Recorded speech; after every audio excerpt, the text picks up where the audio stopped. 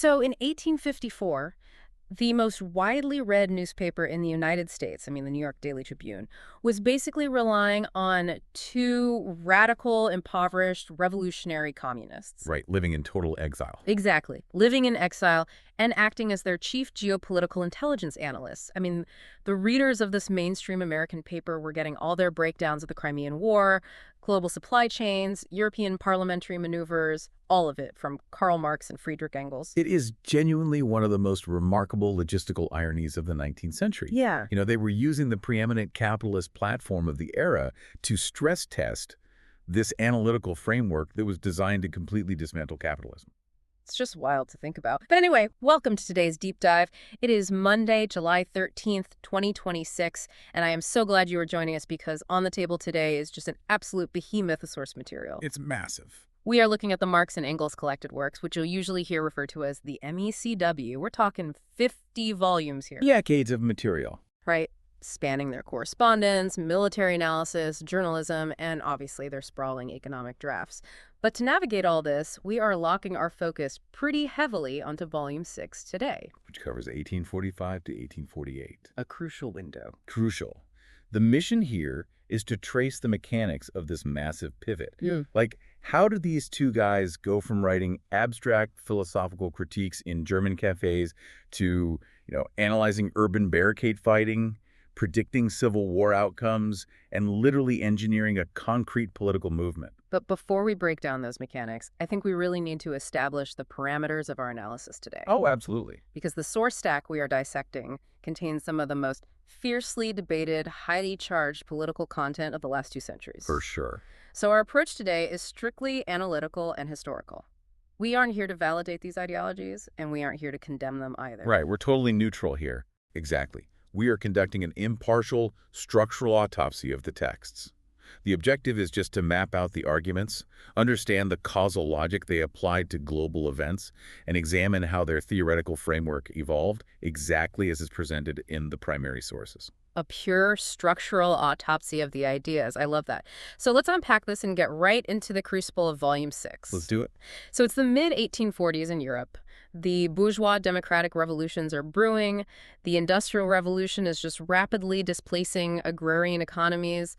And right in the middle of this highly volatile environment, their specific ideology really crystallizes. Yeah, you see it take shape. If we jump into the text, there's a piece Engels writes in late 1845 called The Festival of Nations in London, which basically acts as the operational blueprint for their entire movement. Right, so the Festival of Nations documents this gathering in London that brought together English Chartists, German refugees, and French radicals. A real mix. Yeah, and in covering this, Engels lays out the foundational logic of what becomes proletarian internationalism. He argues that proletarians across all countries share, quote, one and the same interest, one and the same enemy. Wow. And he makes this very specific mechanical claim that only the proletarians can destroy nationality. And just to clarify, that argument isn't some moral appeal for, global harmony, right? Not at all. It's a structural argument. Yay. He's saying the working class is the only demographic whose economic survival is entirely disconnected from national borders. Because capital was already operating across borders? Exactly. Like if the factory owners are trading globally and moving capital wherever labor is cheapest, Engels is arguing the labor force has to adopt that exact same transnational architecture or they just get crushed. That is the precise logic. The bourgeoisie had already created a world market. And by doing so, they had inadvertently created a global working class that was subjected to the same economic pressures, whether they live in London, Paris, or Berlin. Right. And we see this theory operationalized when they formed the Communist League, which was the first international proletarian organization. And that's where the manifesto comes in. Exactly. The manifesto of the Communist Party wasn't written as just a theoretical treatise. It was the programmatic operating manual for this specific transnational organization. And they applied this directly to their actual outreach, too, from what the sources show. We see them addressing Feargus O'Connor, who was the leader of the British Chartists. Yeah, the Chartists were a huge deal then. Right. They were pushing for universal male suffrage and political rights for the working class in Britain. And Marx and Engels didn't just treat them as some separate, isolated British phenomenon. No, they actively wrote to O'Connor to integrate the British struggle into the continental one. Which is fascinating. They argued that a victory for the English workers was structurally necessary for the liberation of the German or French workers. The correspondence with O'Connor really reveals their strategy of syncretization. They viewed national uprisings as isolated variables in a larger equation. Like an isolated uprising could just be put down by foreign intervention. Exactly. Yeah. But a synchronized international movement would theoretically overwhelm the state apparatus of multiple nations simultaneously. Okay, I have to push back on the logistical viability of this, though. I mean, they are writing this in 1845. Sure. They're looking at a Europe defined by centuries of entrenched ethnic animosities, super complex national borders, deeply ingrained cultural identities. It was a mess. Right, so arguing that nationality can just be destroyed by class solidarity seems like a massive miscalculation of human psychology. Like, if you assume a unified global proletariat, how do they account for the immediate, tangible, material benefits an English worker might get from, say, British imperialism? Well, they didn't ignore that friction. They actually believed that friction would eventually be flattened by the sheer force of industrial development. Oh, really? Yeah, and to understand why they were so confident that material interests would just overwrite centuries of national identity, we have to examine the diagnostic tool they had just finished building. Oh. Because the bold claims in Volume 6 are really the output of a specific analytical engine they constructed in Volumes 3 through 5, primarily in this massive manuscript called The German Ideology. Right, the German ideology. And since we're dealing with an audience that's pretty familiar with the broad strokes of historical materialism, let's bypass the basic definitions. Good idea. Let's look at how they actually formulated this as almost an algorithmic tool. They were escaping this philosophical echo chamber of the 1840s, right? Because Hegel's idealism was the dominant operating system back then. Right, this idea that historical progress is driven by the evolution of human consciousness, or spirit. Exactly. And Marx and Engels effectively reverse-engineered that premise. In the German ideology, they locate the engine of history not in human thought, but in the friction between two very specific material variables. The productive forces and the form of intercourse. Right. And the productive forces being the raw technology, the infrastructure, the literal tools and labor available at any given time. Yes, the sheer capacity to produce. And then the form of intercourse, which they would later standardize as the relations of production, that refers to the social, legal, and property structures that organize those forces. Okay, so how do those two interact? Well, their core algorithmic premise was that productive forces develop continuously, right? Technology always moves forward. Sure. But forms of intercourse are static. So you eventually reach a threshold where the new technology outgrows the old legal structures. Like the steam engine outgrowing feudalism. Exactly. The steam engine and the mechanized loom simply cannot be operated efficiently under the restrictions of feudal guild laws and serfdom. Right. The system just breaks down. Yeah, the resulting friction causes a structural failure in the society, which manifests as a political revolution. It really strips away all the romanticism of revolution. They aren't viewing historical shifts as these epic battles between good and evil or liberty and tyranny. No, not at all. They are viewing them as just necessary structural realignments. Like, the tools changed, so the property laws had to be rewritten to accommodate the tools. That's a great way to put it. And from the texts, they had absolutely zero tolerance for anyone who still tried to analyze history through abstract concepts. Yeah. I mean, the polemics in Volume 5 are just savage. Oh, they are. They dedicate hundreds of pages to ruthlessly dismantling the young Hegelians. They viewed these philosophers as deeply unserious. Just armchair philosophers. Basically, people who thought they were changing the world by simply changing the words they used to describe it. The critique of Max Stirner, or Saint Max as they mockingly call him, is a perfect case study in this new method. It really is. Stirner had written this sprawling philosophical tract where, at one point, he attempts to explain Chinese society by claiming the Chinese possess a, quote, celestial calm in all circumstances, attributing it to some innate cultural or spiritual essence. Right, and Marx and Engels just isolate that specific phrase and dismantle it using their materialist framework. It's brutal. They point out that Stirner's abstract cultural explanations are entirely detached from physical reality. They basically write that this supposed celestial calm wouldn't survive British bombardment or shrapnel bombs. It's such a precise, grounded refutation. They are basically saying your cultural essence means absolutely nothing in the face of modern artillery and British gunboats forcing open new markets for surplus cotton. Exactly. Material reality, like the economic necessity for the British Empire to expand its trade routes, will violently shatter any philosophical calm. And we see the exact same methodological strictness in their later correspondence in Volume 38 regarding the French socialist Pierre-Joseph Proudhon. Oh, yes. Marx just tears into Proudhon for his reliance on mystical language. Hmm. Proudhon was attempting to explain the evolution of economic categories, but kept falling back on phrases like universal reason or invoking God. And Marx treats that as an intellectual white flag. Like, if you are resorting to universal reason to explain why a banking system developed in a certain way, Marx argues you have simply admitted you don't understand the actual economic mechanics. Right, you're just covering a gap in your data with mysticism. They were demanding a level of empirical rigor that was honestly revolutionary for political philosophy at the time. They wanted comprehensive, positive knowledge of supply chains, factory conditions, agricultural yields. Everything had to be rooted in data. And they finalized this rigorous data-driven framework in Volume 6 just as the ultimate real-world test of their theories exploded right outside their doors. The revolutions of 1848. The Spring of Nations. In a matter of months, uprisings tear through Paris, Berlin, Vienna, Italy, Hungary. The monarchies are collapsing left and right. It was unprecedented. So they have this brand new materialist diagnostic tool. How does it handle the influx of live data when the barricades actually go up? Well, we find that analysis in volumes 7 through 10. For Marx and Engels, the defining moment of 1848 wasn't the initial overthrow of the monarchs. It was the June Revolution in Paris. Okay, why that one specifically? Because in February, a broad coalition of the working class and the bourgeoisie had overthrown the French king. But by June, the provisional government, which was now controlled by bourgeois Republicans, shut down the national workshops, which had been providing relief to the unemployed. Right. And so the working class of Paris rose up against the new republic. And the Republic unleashed the military, violently crushing the workers in days of intense street fighting. And Marx's autopsy of this event is completely devoid of sentimentality. Holy cold. He calls it, quote, civil war in its most terrible aspect, the war of labor against capital. For Marx, the June days confirmed their structural algorithm. The early days of the 1848 revolutions were wrapped in all this language of universal brotherhood. Right, everyone teaming up against the king. And June ripped the mask off.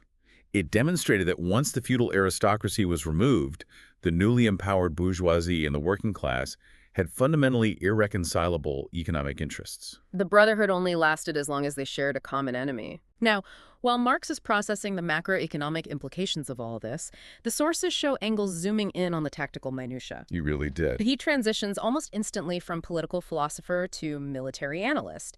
He writes these incredibly granular breakdowns of the June 23rd and 24th street fighting.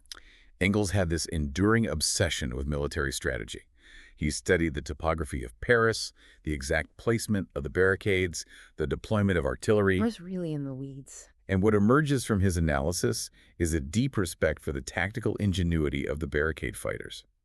He analyzes how the workers, who lacked any formal command structures, instinctively utilized the narrow, winding streets of working-class districts to neutralize the government's artillery advantage. He notes how they fortified the houses flanking the barricades, creating crossfire zones, and how they breached interior walls to move invisibly between buildings. Yes. He is literally treating the working-class uprising as a legitimate military operation to be analyzed for its logistical efficiency. However, despite that tactical ingenuity, the uprisings of 1848 were ultimately suppressed across Europe. Right. The monarchies regrouped, the militaries remained loyal to the state, and the revolutionaries were exiled or executed. So their predictive model seemingly fails. The unified international proletariat didn't topple the state apparatus. Did they view 1848 as a flaw in their algorithm? Not a flaw, no. They viewed it as a premature execution of the algorithm, and they immediately set about analyzing the failure to refine their model. They basically treated the defeat as vital empirical data. Defeat as data, I like that. The specific anecdote about Alexandre Leclerc in Volume 10 highlights this perfectly, I think. Oh, the bourgeois Lacedaemonian? Yes. Leclerc was a Parisian businessman and a member of the National Guard who was awarded the Legion of Honor for his role in crushing the June uprising. And Marx and Engels sarcastically label him the bourgeois Lacedaemonian. By comparing him to a Spartan, they are highlighting the brutal pragmatism of the ruling class. Right. Leclerc wasn't fighting for abstract glory.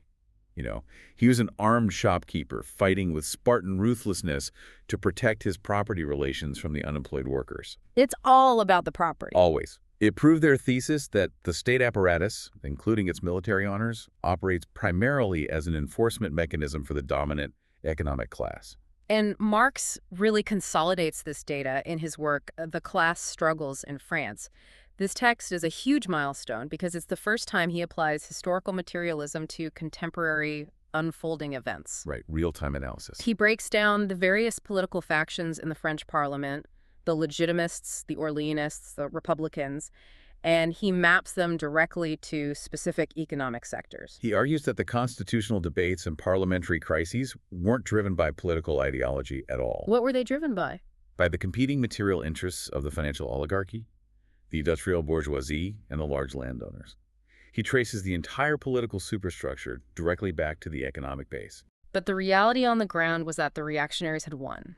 By 1850, Europe is stabilized under authoritarian rule, and Marx and Engels are exiled to London. Right. The political channels are closed, the radical press is heavily censored, and the Communist League eventually dissolves, which forces that massive logistical pivot we mentioned at the start. The journalism years. Exactly. Volumes 11 through 17 detail their time as European correspondents for the New York Daily Tribune. It was a strategic alliance born entirely of necessity. Marx was living in severe poverty in London.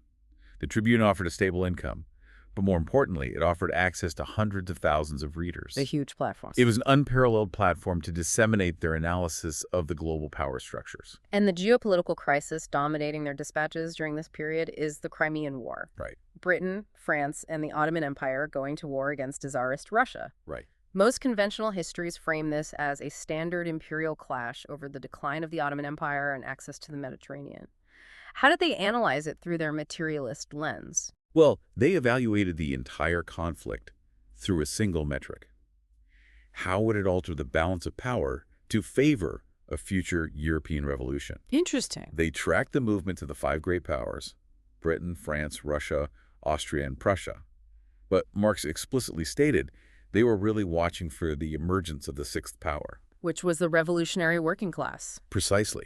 In their calculus, Tsarist Russia was the ultimate anchor of European reaction. It was this massive, semi-feudal agrarian empire that basically served as the police force of conservative Europe. Because whenever democratic movements threatened the status quo, like in Hungary in 1849, Russian armies just intervened to crush them. Exactly. Therefore, Marx and Engels concluded that breaking the military power of Tsarism was a mandatory prerequisite for any successful proletarian movement in Western Europe. So the Crimean War was an opportunity to dismantle that bulwark. Yes, but they were profoundly cynical about the way the British and French governments were actually conducting the war. Marx famously labeled it a sham war. A sham war? How so? He argued that the Allied powers had no intention of actually dismantling the Russian Empire.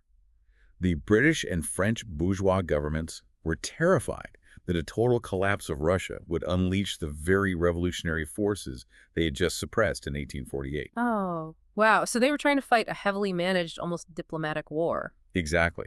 They wanted to check Russian expansion just enough to protect their trade routes to India and the Levant, but without destabilizing the autocratic balance of power. So it's all Hess measures. Right. Marx argued that if they truly wanted to cripple Russia, they would have armed the national liberation movements in Poland and sparked a massive revolutionary war. But instead, they just sent their armies to lay siege to a single naval base in the Crimea. And this analysis leads to Marx's blistering critiques of the British political establishment, specifically targeting the free traders, led by figures like Richard Cobden and John Bright. Yeah. These men were the parliamentary champions of the British industrial manufacturing base.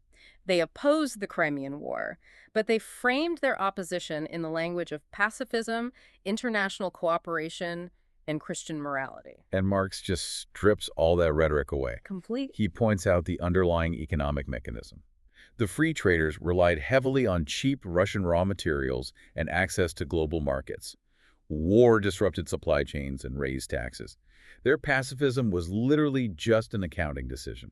And Marx exposes the hypocrisy by juxtaposing their foreign policy with their domestic agenda, which is brilliant. Oh, the 10 Hours Bill. Yes, the very same politicians, Cobden and Bright, who preached philanthropy and the sanctity of human life when arguing against the war, were simultaneously leading the charge in Parliament against the 10 Hours Bill. Which was the legislation meant to restrict the working hours of women and children in the factories. Right. Marx writes that their philanthropy completely vanishes when it comes to protecting female and child labor at home, because domestic labor laws cut directly into their surplus extraction. It is a masterful dissection of how economic interests dictate political morality. Absolutely. And while Marx is dissecting the parliamentary hypocrisy, Engels is dissecting the military incompetence. Culturally. His military dispatches for the Tribune expose what he saw as the deep structural rot within the European armies. He analyzed the Russian army and noted that while the serf soldiers were resilient, their command structure was crippled by aristocratic privilege and this parade drill rigidity. They couldn't adapt. Right, they were incapable of adapting to modern tactical realities. But he is equally ruthless toward the Allied command. He documents the catastrophic logistical failures of the British Army, the lack of winter clothing, the collapse of medical supplies, the fact that thousands of soldiers died of disease before even seeing combat. It's a total disaster. And he attributes this not just to bad luck, but to the archaic aristocratic promotion system of the British military, which prioritized social rank over any actual logistical competence. And he reserves his most venomous critique for the French command, specifically Marshal St. Arnaud. Oh, this part is wild. Engels digs into St. Arnaud's background in the Foreign Legion in Algiers. He describes the French forces operating there as notorious desperados and the general offal of the European armies. He is drawing a direct line between the political corruption of Louis Napoleon's regime in France and the character of its military. Yes. He's arguing that a state built on a coup d'etat, lacking genuine popular support, has to rely on mercenaries, adventurers, and brutal colonial tacticians to fight its wars. Exactly. The military structure is a mirror of the socioeconomic base. An oligarchic, corrupt society will inevitably project an oligarchic, corrupt, and ultimately inefficient military force. The scope of their analysis just keeps expanding. Volumes 18 through 23 track this expansion. They do. The Crimean War concludes, but their diagnostic tool is continuously scanning the global horizon for structural fractures. And in the early 1860s, they lock onto the most massive disruption to global supply chains of the era. The American Civil War. Yes. Their analysis of the American Civil War is arguably one of their most precise applications of historical materialism. It's fascinating because they completely bypassed the standard European diplomatic view, which often framed the conflict as a simple tariff dispute or, a tragic fracturing of a republic. Right. Marx and Engels saw it strictly as a violent collision between two incompatible modes of production. The slave labor agrarian system of the South colliding with the free wage industrial system of the North. Exactly.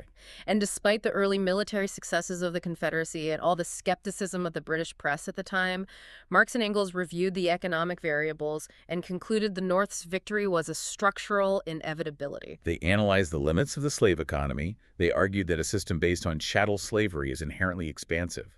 It rapidly exhausts the soil and requires constant territorial acquisition just to remain profitable. Whereas the North had a completely different setup. Right. The North possessed the manufacturing base, the rail infrastructure, and a rapidly growing population fueled by immigration. Marx effectively ran a logistical spreadsheet on the conflict. He tracked the blockades, the cotton exports, the industrial output. He argued that once the North fully mobilized its productive forces, the South simply could not sustain a protracted war of attrition. But beyond the logistics, they viewed the abolition of American slavery as a historical necessity for the global working class movement. How so? They argued that the existence of chattel slavery artificially divided the working class and depressed the conditions of labor globally. Marx encapsulated this in a very famous line, quote, "Labor in a white skin cannot emancipate itself where it is branded in a black skin." Wow. Yeah, the destruction of the slave power was a prerequisite for the next stage of economic development. While the Union Army is dismantling the slave economy in America, the European working class begins to reorganize. This culminates in the founding of the International Working Men's Association. The first international. Right, and Marx drafts the inaugural address. They are no longer just analysts writing from the sidelines. They are back in the operational driver's seat of a mass movement. And the International was a vast, complex coalition. Trade unionists, socialists, radicals from all across Europe. And during its existence, they witness an event that provides the most significant empirical data since 1848. The Paris Commune of 1871. Yes. The Commune is a massive flashpoint. Following France's defeat in the Franco-Prussian War, the working class of Paris effectively seizes control of the city and establishes its own government for 2 months. Unbelievable scale. How does Marx process this sudden, unprecedented seizure of power? He analyzes it meticulously in a text called The Civil War in France. For Marx and Engels, the Commune wasn't just a rebellion. It was the first historical instance of the working class actually seizing political power. It was a prototype. Exactly. So what specific structural mechanisms of the Commune did they highlight? Well, they focused heavily on how the Commune dismantled the existing state apparatus. The Commune abolished the standing army and replaced it with the armed citizenry. It stripped the police of their political functions. Crucially, it made all administrative, judicial, and educational officials elected, subject to immediate recall by their constituents. Oh, wow. And they paid them no more than average working men's wages. They saw this as the mechanical solution to bureaucratic corruption. Precisely. Like, you eliminate career politicians by removing the financial incentive and instituting absolute accountability. Yes. They viewed the Commune as the working model of what they termed the dictatorship of the proletariat, which, we should clarify, is not a dictatorship in the modern autocratic sense, but the democratic rule of the majority class using state power to dismantle the old economic privileges.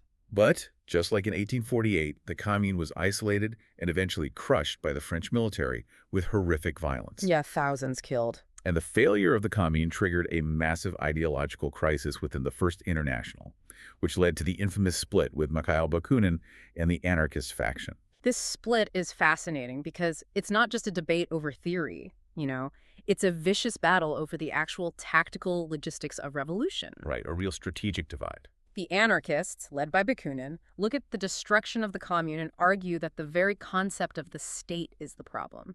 They demand the immediate total abolition of the state apparatus and reject any participation in parliamentary politics or centralized organization. And Marx and Engels view Bakunin's strategy as logistical suicide. Totally. Their materialist analysis told them that the capitalist class was highly organized, heavily armed, and controlled the entire state machinery. So to face that kind of centralized power with a decentralized, anti-authoritarian, loose federation of workers was, in their view, just a guarantee of defeat. I want to focus on the practical catalyst for Marx's insistence on a disciplined, centralized vanguard. It wasn't just this theoretical desire for control, it was a direct response to state surveillance and repression. Absolutely. I mean, the Cologne Communist trial of 1852 had cast a really long shadow. Exactly. Following the 1848 revolutions, the Prussian secret police had systematically hunted down the members of the Communist League. They forged evidence and staged a massive show trial in Cologne just to decapitate the movement. Right.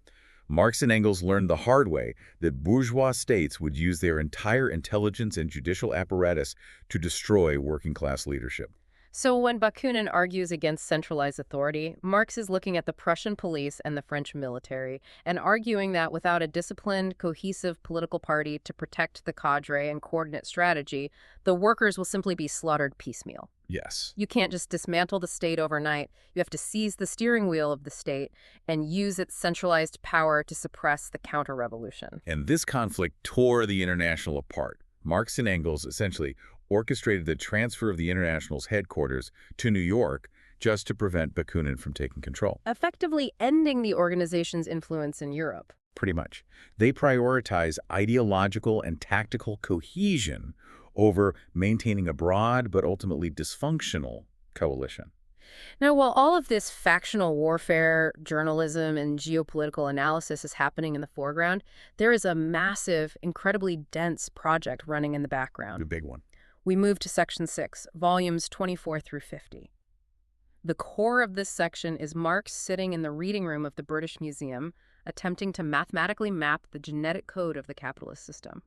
He is writing Capital. Capital is the synthesis of their entire materialist methodology applied strictly to political economy. Right. He wasn't just writing a critique of capitalism's morality, He was attempting to uncover the objective, quote, economic law of motion of modern society. The volumes comprising the drafts and final text of Capital are notoriously dense, so let's isolate a few of the core mechanisms he defines. Sure. The distinction between absolute and relative surplus value is crucial. How does he model the mechanics of exploitation here? Well, he starts with the premise that profit is derived from the unpaid labor of the worker, which he calls surplus value.